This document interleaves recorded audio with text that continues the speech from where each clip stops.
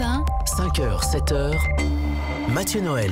Voici pour les titres de ce 23 janvier 2019. Et l'actualité aujourd'hui, c'est aussi ce risque d'épidémie de peste porcine africaine détecté le 9 janvier sur 2 sangliers en Belgique qui inquiète les éleveurs français. Car l'arrivée du virus en France serait une véritable catastrophe économique. Bonjour Bernard Vallat. Bonjour. Merci d'être avec nous ce matin. Vous êtes vétérinaire, président de la FICT, Fédération de la charcuterie. Une précision d'abord, on parle bien ici de la peste porcine africaine contre laquelle on n'a pas de vaccin, contrairement à la peste porcine classique. Absolument. Et on préfère d'ailleurs parler aussi de peste, de fièvre porcine africaine en traduisant l'anglais African Swine Fever, car le mot peste est un peu inadapté dans ce contexte. Et il fait plus peur en plus. Voilà. Donc attention à ça. Alors quels sont, on va parler déjà de cette maladie elle-même, quels sont les symptômes provoqués par ce virus de la peste ou de la fièvre porcine, donc chez le porc? Alors il faut savoir que cette maladie est en train d'envahir le monde entier. Elle est en passe de devenir mondiale. Il y a 9 pays de l'Union européenne qui sont déjà infectés. Il y a la Belgique. La Russie, avec la Belgique, la Russie, la Chine, la Mongolie. Seules les Amériques, sauf le continent américain, est encore épargné.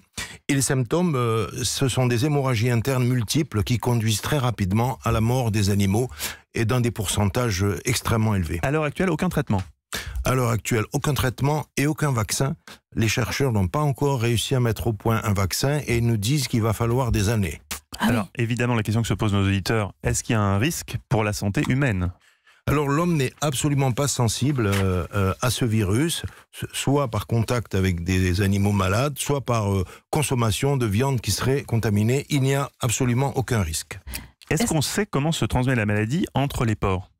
Alors seuls les sangliers et les porcs sont sensibles à cette maladie, et les phacochères en Afrique, et elle se transmet par contact direct entre un animal contaminé et un animal sain, mais le virus peut être véhiculé aussi par l'homme à travers ses chaussures, ses vêtements lorsqu'il a des contacts avec des animaux malades ou par des produits contaminés, des viandes ou autres qui sont consommés par d'autres animaux. C'est cette contamination très facile qui vous inquiète et qui fait craindre une épidémie? C'est extrêmement contagieux et d'ailleurs on voit les progrès de cette maladie dans le monde, ils sont liés à ce caractère extrêmement contagieux de ce virus. Comment vous faites? Il y a des contrôles, vous avez des outils d'observation pour savoir dans quel état est l'épidémie? Les animaux meurent en très grand nombre.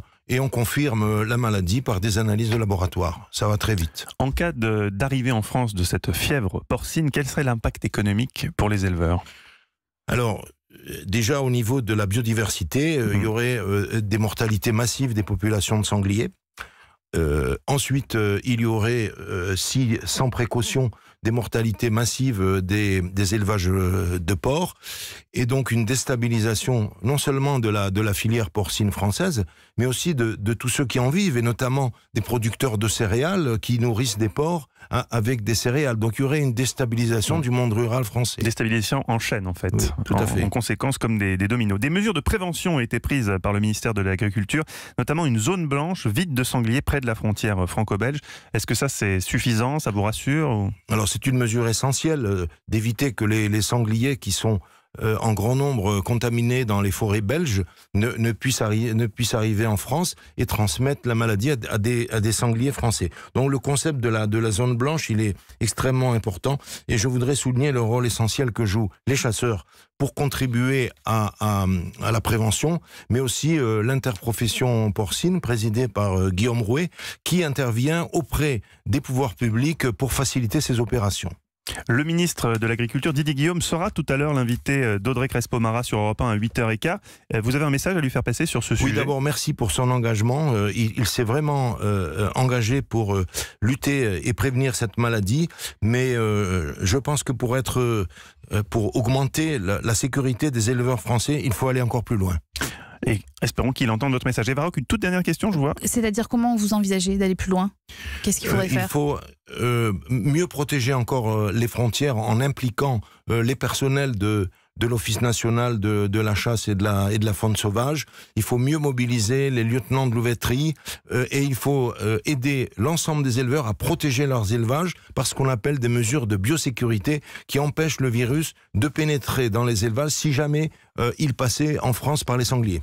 Merci beaucoup Bernard Vallat, vétérinaire et président, on le rappelle, de la FICT, la Fédération française de la charcuterie, d'avoir été avec nous ce matin en direct sur Europe.